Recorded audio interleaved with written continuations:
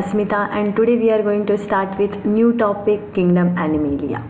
Kingdom Animalia is the fifth kingdom of Whittaker's five kingdom system of classification. Kingdom Animalia include most advanced organisms on earth, and today we are in this topic we are going to study them in details.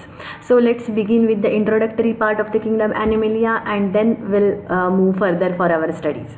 Now Kingdom Animalia include animals which are eukaryotic organisms. Eukaryotic means cells of the animals are very well advanced, and they contain nucleus with nuclear membrane and nucleolus.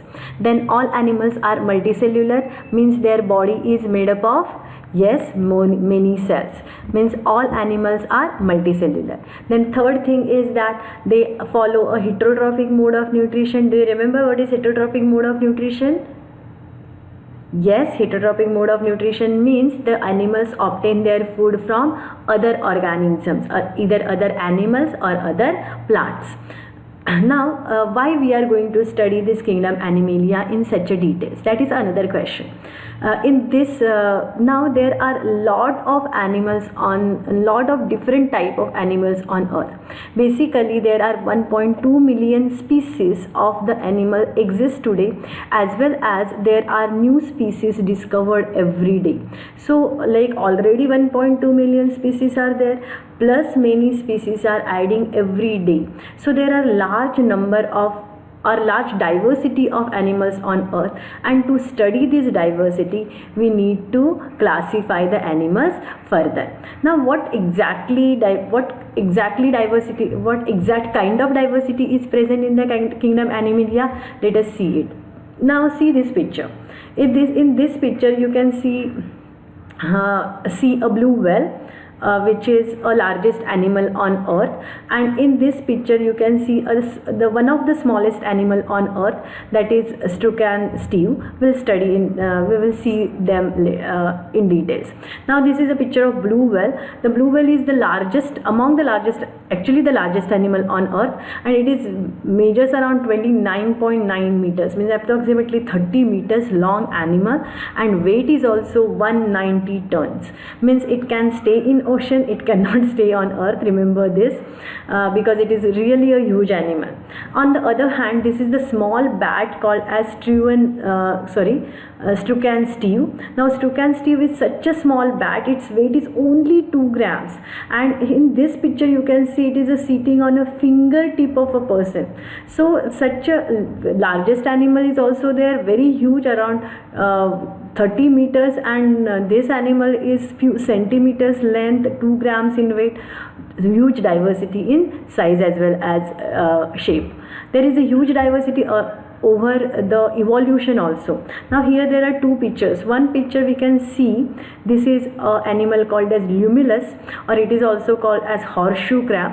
Now this is the animal which we find on the basin of the ocean, on the base of the ocean, and it is evolved before dinosaurs, before many creatures which we see today evolved. And this was like one period on the earth that this animal was everywhere, in all ocean this animal was there. And so what I mean to say over here is, evolution wise this animal is very, very old. On the other hand, when we consider human being, evolution wise human beings are very recent in origin. So they show diversity even in their evolution. Another diversity they show in their movement, in their ability to move. Now this is another picture from the floor of the ocean. Here you can see many corals. These are corals. These are different kind of corals, different kind of coelenterids, which cannot move, move away from their location. So they are sedentary. They cannot move. On the other hand, this is another picture from the floor of the ocean, picture of the octopus, and octopus is very beautiful, as well as it is a very fast moving creature. It is a very fast moving animal. So what I mean to say on this particular slide is, we see diversity in evolution, we see diversity in their type of movements. So we see all kind of diversity in the kingdom Animalia. So we need to study them and study their classification. So let's begin the classification of kingdom Animalia. So first let us take an overview of the classification of Animalia, and then we'll go ahead in the classification details. Now the kingdom Animalia is further divided into subkingdoms. Subkingdoms are divided into phylums. Phylums are the main classification element in the kingdom Animalia. Then phylums are divided into subphylums. Only few phylums are having subphylums, not all. Then subphylums into divisions into superclass, and superclass into class. In this topic particularly, we are dealing with the classification up to the level of class. But remember this, the class is also further divided into families into genus, and genus into class. But in such a details of classification of kingdom Animalia we are not studying. We will study just up to the level of class. So studying become little easier. So this is what we are going to study in this topic. Now what way we are going to study this, that is more important thing.